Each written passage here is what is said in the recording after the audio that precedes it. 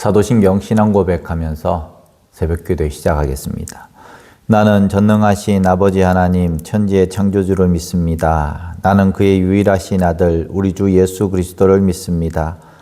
그는 성령으로 잉태되어 동정녀 마리아에게서 나시고 본디오 빌라도에게 고난을 받아 십자가에 못 박혀 죽으시고 장사된 지 사흘 만에 죽은 자 가운데서 다시 살아나셨으며 하늘에 오르시어 전능하신 아버지 하나님 우편에 앉아 계시다가 거기로부터 살아있는 자와 죽은 자를 심판하러 오십니다.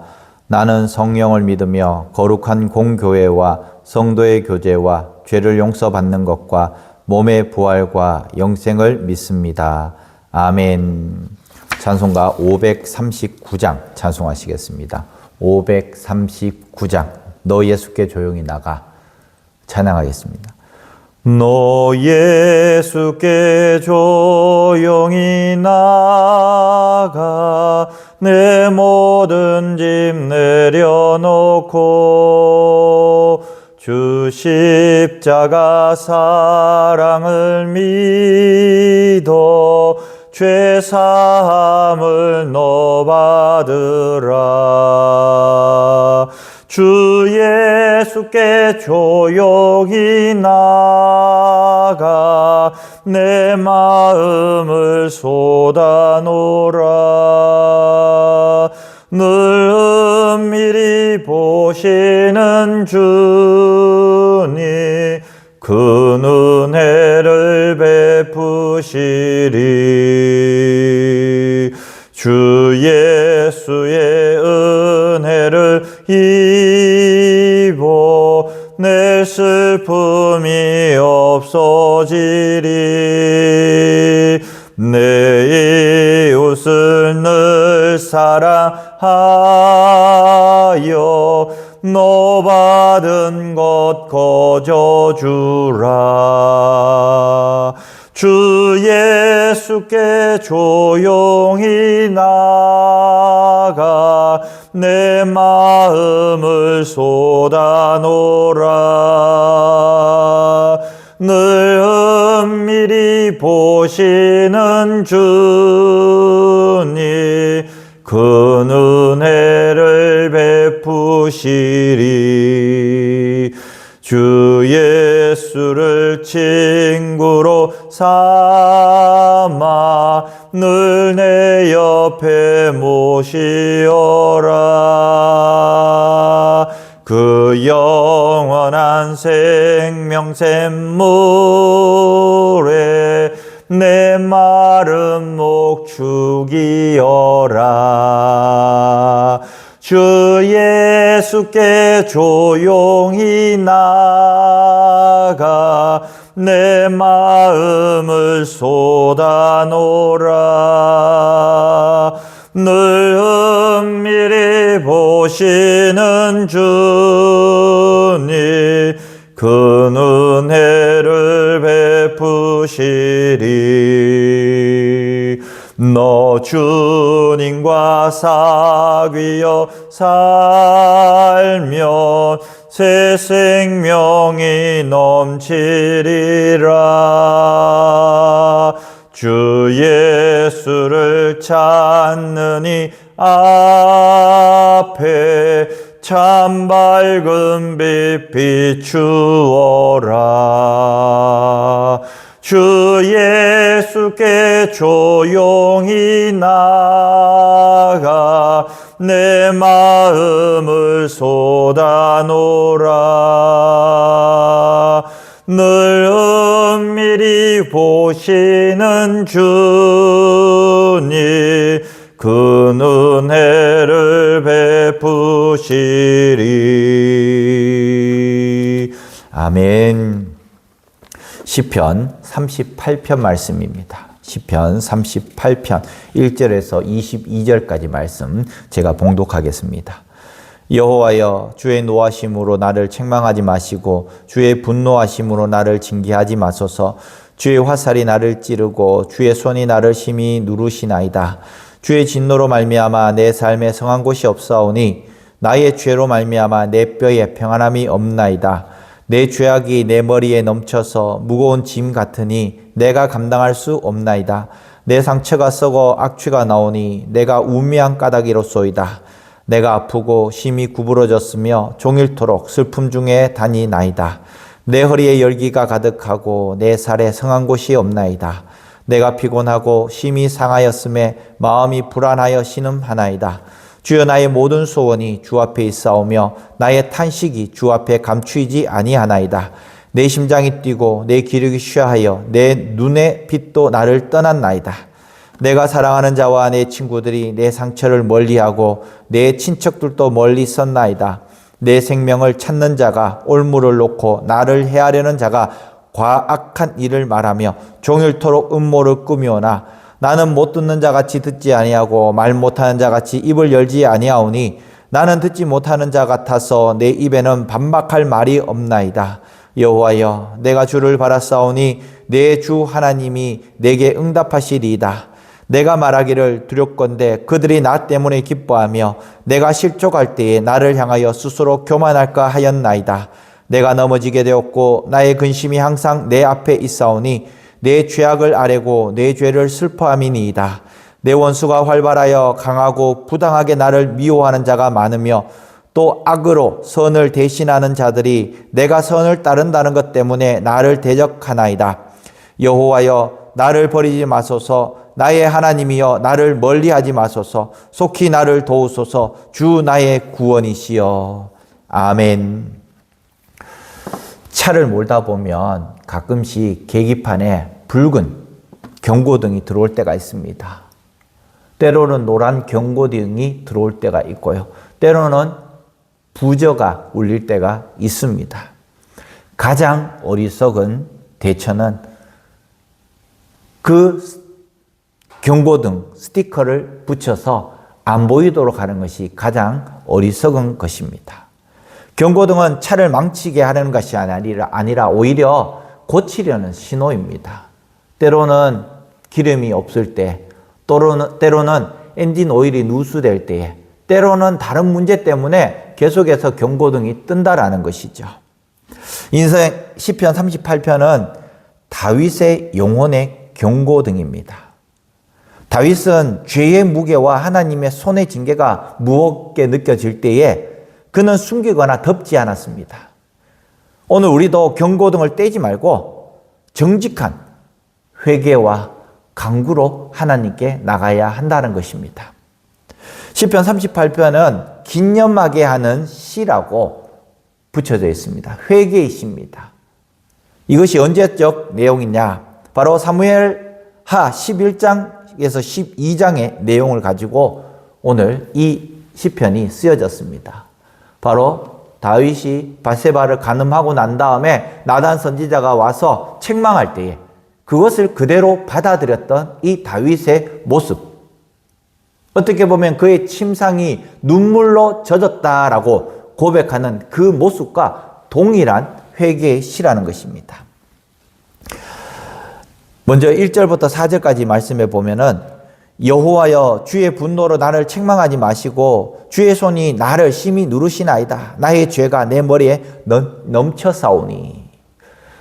누군가가 죄를 이야기할 때에 특별히 선지자들, 요즘은 선지자들이 없죠. 목사가 회개를 선포할 때에 그것을 인정하면 됩니다.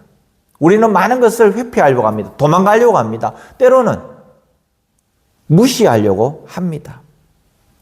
그런데 다윗은 상황 탓을 하지 않았습니다. 사람 탓을 하지 않았습니다. 왜 사람이 보이는데 거기서 목욕을 했습니까? 당연히 남자라면 흑심을 품지 않겠습니까? 나는 왕인데.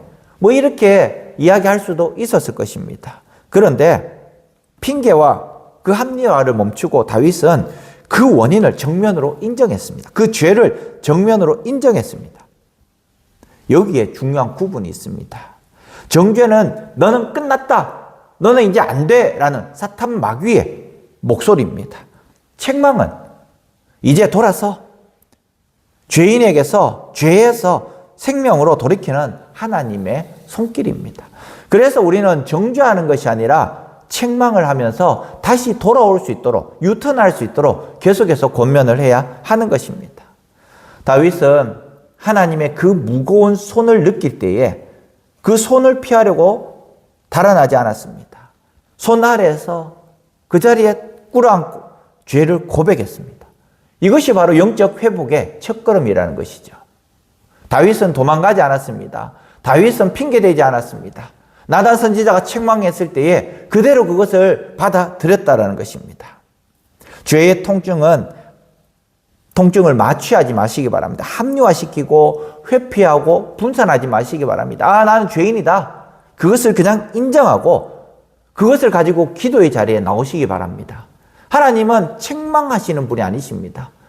그것을 돌이키기를 원하시는 분이시기 때문이라는 것입니다. 그러면서 죄가 쌓였을 때에 우리의 영혼만 무너지는 것이 아니다라고 오늘 성경은 우리에게 말씀하고 있습니다. 죄는 영혼만 상하게 하는 것이 아니라 우리의 몸과 관계와 일상까지도 무너뜨린다라는 것입니다. 그것이 바로 5절부터 12절까지 계속해서 기록되어져 있는데요. 사람은 떠나도 하나님은 계속해서 경고해 주십니다. 계속해서 우리를 초대한다는 것입니다. 그렇지만은 하나님께서 경고하실 때에 계속해서 통증을 주고 고통을 줄 때에 그것을 우리가 캐치해야 되는 거예요. 느껴야 되는 거예요.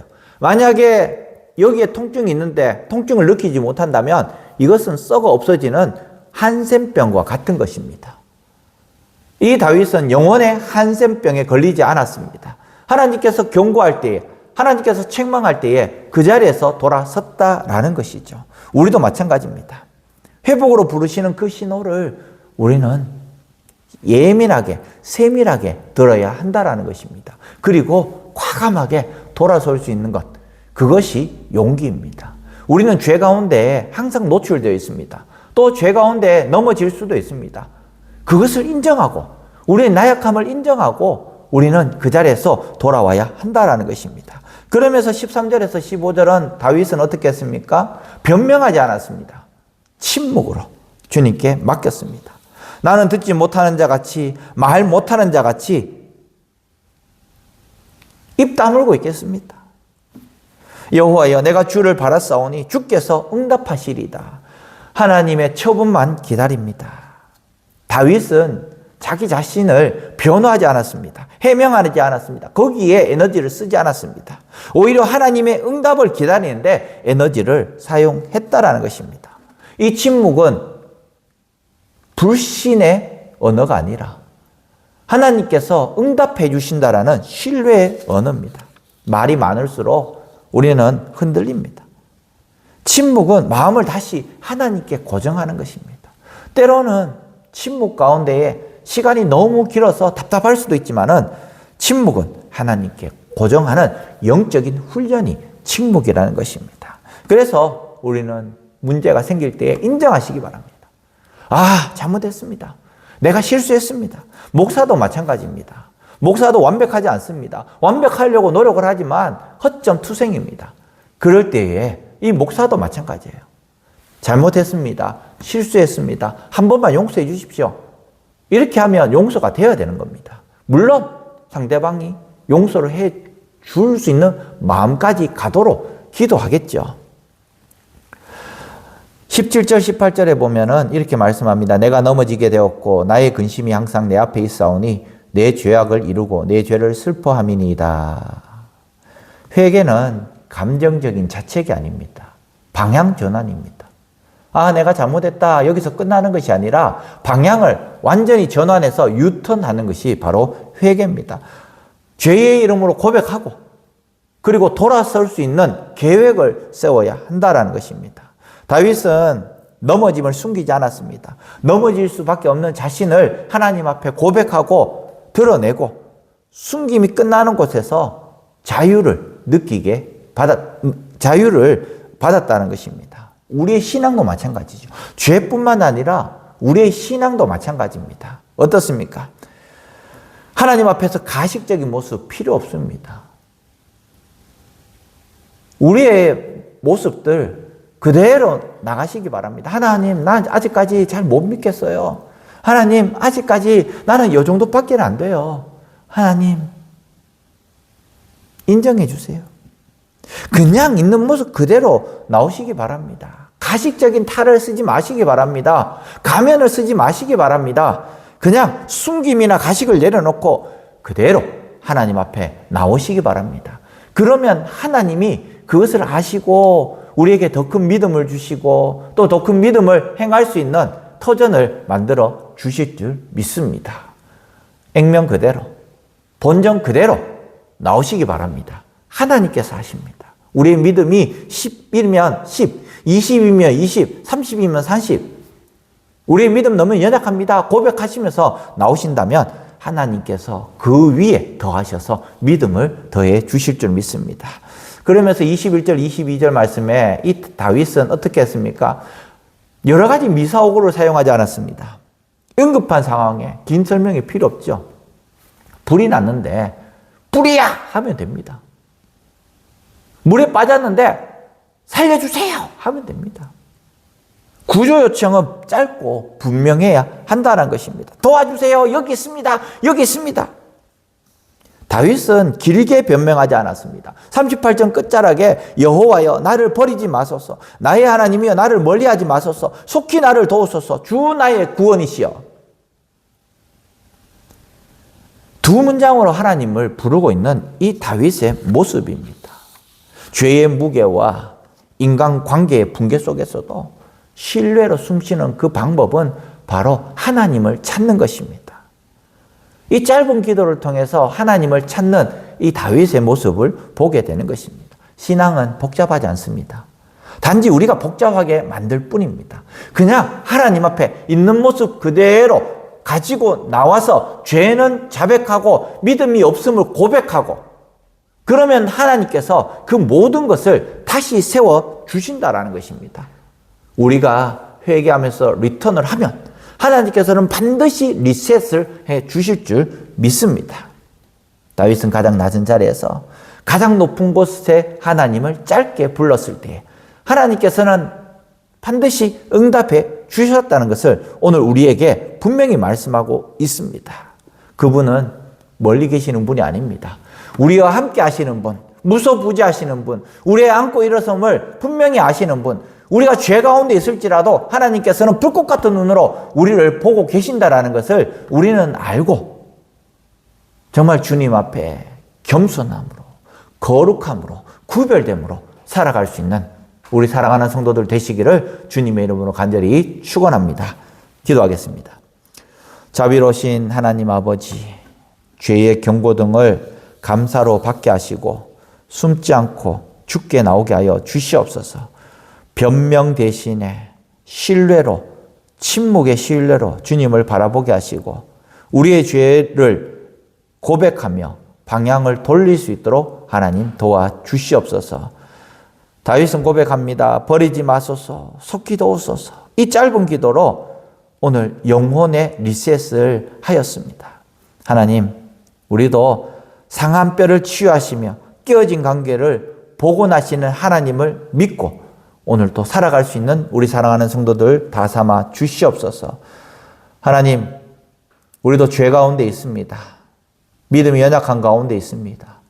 이것을 액면 그대로 하나님께 내려놓사오니 우리의 죄를 용서하시고 다시 그 죄를 짓지 않도록 도와주시고 우리의 믿음이 연약함을 고백하오니 우리의 믿음을 더욱더 강하고 담대하고 또 크게 만들어 주시옵소서. 오늘 또 월요일입니다. 또 한 주간 새롭게 시작됩니다. 하나님께서 또 월요일부터 시작되는 이 일상을 하나님께서 축복하시고 일상 가운데 하나님을 맛볼 수 있는 우리 성도들 다 삼아 주시옵소서. 또 이웃들에게도 또 직장에서 동료들에게도 칭찬받으며 인정받는 우리 사랑하는 성도들 다 삼아 주시옵소서. 모든 말씀 예수님의 이름으로 기도합니다. 아멘. 하늘에 계신 우리 아버지, 아버지의 이름을 거룩하게 하시며 아버지의 나라가 오게 하시며 아버지의 뜻이 하늘에서와 같이 땅에서도 이루어지게 하소서. 오늘 우리에게 일용할 양식을 주시고 우리가 우리에게 잘못한 사람을 용서하여 준 것 같이 우리 죄를 용서하여 주시고 우리를 시험에 빠지지 않게 하시고 악에서 구하소서. 나라와 권능과 영광이 영원히 아버지의 것입니다. 아멘. 다 함께 기도하겠습니다.